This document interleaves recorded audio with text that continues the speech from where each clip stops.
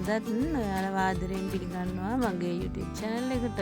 මම බලන්න ඔයාලව ඉතින් ගොඩක් ආදරෙන් මම මේ වෙලාවේ පිළිගන්නවා. ඉතින් කොහොමද ඔයාලට? තාම ඔයාලා මාව subscribe කරලා නැද්ද? එහෙනම් මාව subscribe කරලා මගේ වීඩියෝ එක බලන්නත් එකතු වෙන්න. ඉතින් මේ මම ඔයාලට කලින් පෙන්නුවේ අපේ ගමේ කටින පෙරහැර තිබුණා. ඒක ඊට පස්සේ මේ පහුවදා කටින පින්කමට මම දානෙට අලහොද්දක් හැදුවා. ඉතින් ඒක තමයි ඒ පෙන්නුවේ. ඔයාලට කියන්න ඕනි මම මේ වීඩියෝ එක මේ දවස් 2-3ක වීඩියෝ එකක් තමයි එකතු කරලා තියෙන්නේ. ක්ලිප් කීපයක් එකතු කරලා තමයි වීඩියෝ එක හදලා තියෙන්නේ. ඉතින් මේ ටවුන් එකට යන ගමන් ඔයාලට අර ඈතින් චෛත්‍යයක් පේනව නේද? ඒ තමයි කොත්මලේ චෛත්‍ය. පහලින් පේන්නේ කොත්මලේ ජලාශය. ඉතින් මම ඔය ටවුන් එකට යන ගමන් ඒ ටික ඔයාලට පෙන්වන්න ඕනේ හින්දා පොඩි වීඩියෝ ක්ලිප් එකක් ගත්තා. මේ ඊට පහුවදා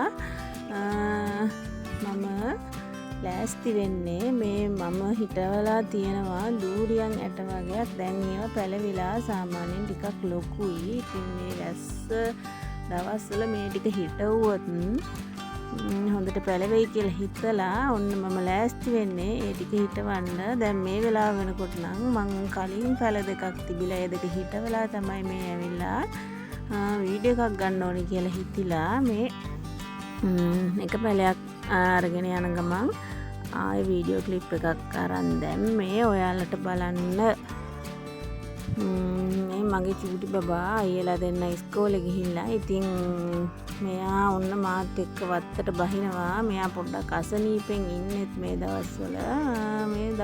මේ පැත්තෙම බඩේ අමාරුවක් තියෙනවා ගොඩාක් ළමයිට. කියන්නේ හැම ගෙදරකම වගේ බබාලට බඩේ අමාරුව මොකද්ද දන්නේ හේතුව. මං හිතන්නේ වෛරස් එකක් වෙන්න ඕනේ. ඉතින් අපේ ගෙදරත් ලොකු අයියටයි චූටි මල්ලිටයි දෙන්නටම හැදුනා. ඉතින් එයාත් ඉන්නවා මාත් එක්ක. ඔයාලට මං ඔය පෙන්නන්නේ ඔයාලට පේනවද දන්නේ ඔය පල්ලෙහා ඔය මඩ වගුරක් වගේ තියෙනවා. ඒ අපේ ගෙට පල්ලෙහා තියෙන එතන අපේ වත්තේම. ඉතින් එතන ඉන්නවා මීහරක් දෙන්නෙක්. අනේ යාළගෙන් නම් පුදුම කරදරයක් තමයි තියෙන්නේ.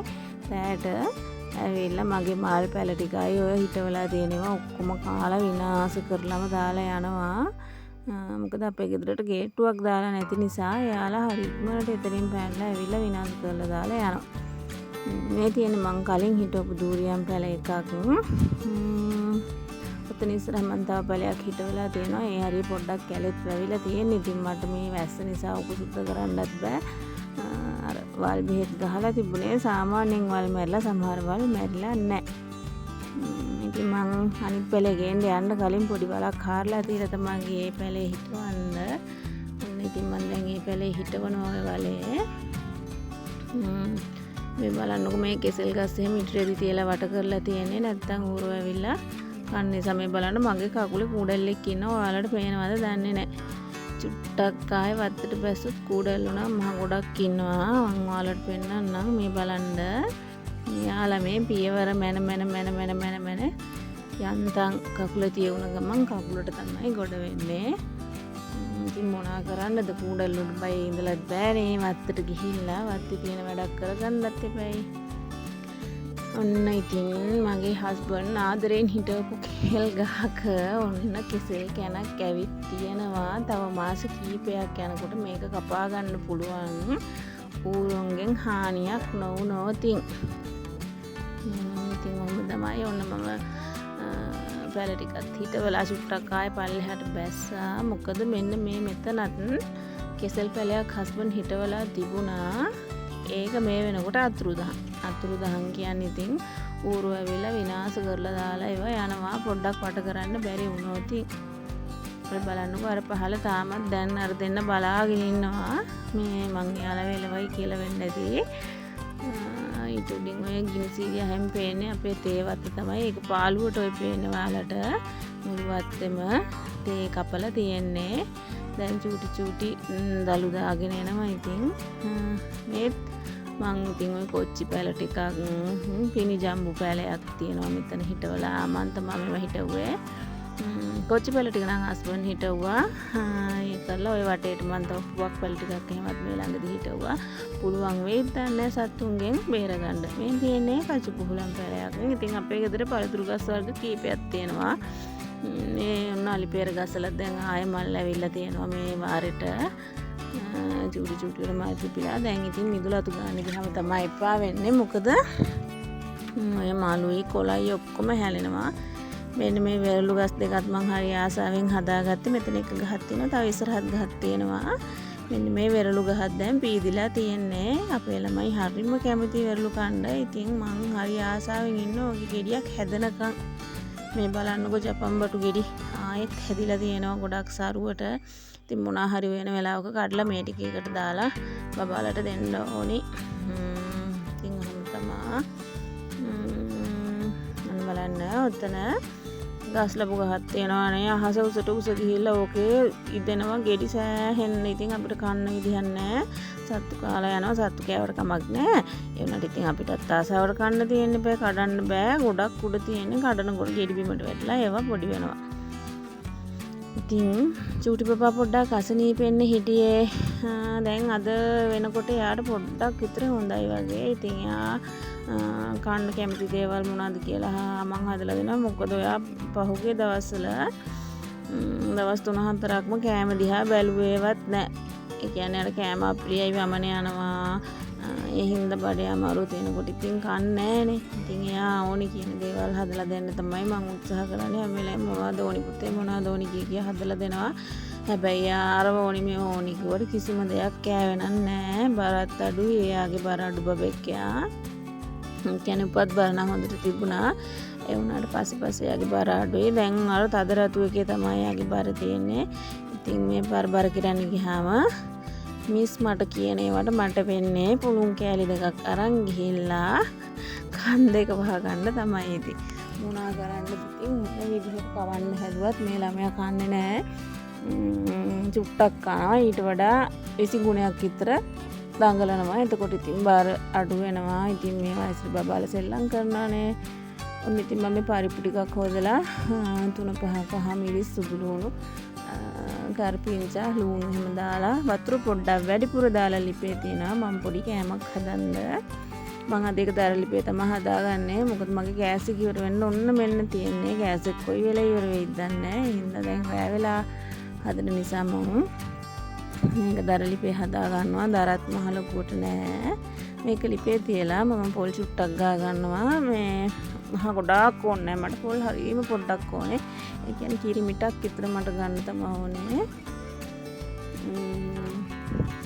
ඉතින් දැන් මම පොල් ටික ගාලා ඔයාලට පේන්නේ බෝලයක් පොල් ගන්නවා වගේ නේද? බලන්නකෝ ඉතින්. අනේ මන්ද අප්පා බත් පිඟානක් ළඟින් ගියත් මම නම් මහත් වෙනවා. මොනවා කරන්නද මම දන්නේ නැහැ. ඉතින් නොකා ඉන්නත් බෑනේ.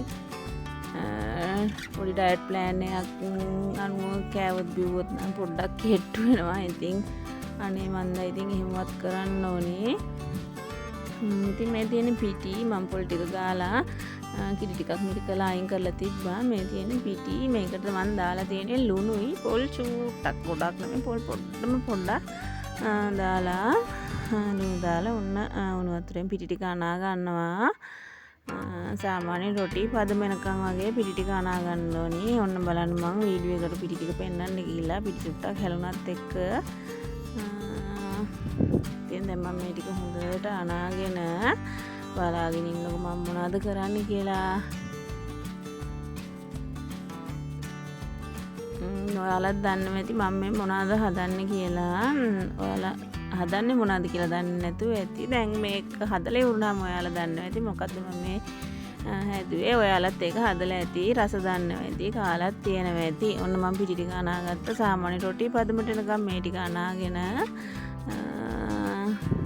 මම තියලා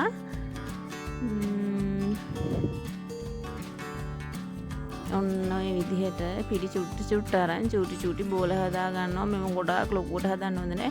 පුංචිවට හදන්න ඕනේ නැත්නම් තැම්බෙන්නේ නැහැ. මේ විදිහට බෝල ටික හදලා තියලා දැන් පරිප්පු ටික තැම්බෙන ගමන් තමයි ලිපේ තියෙන්නේ.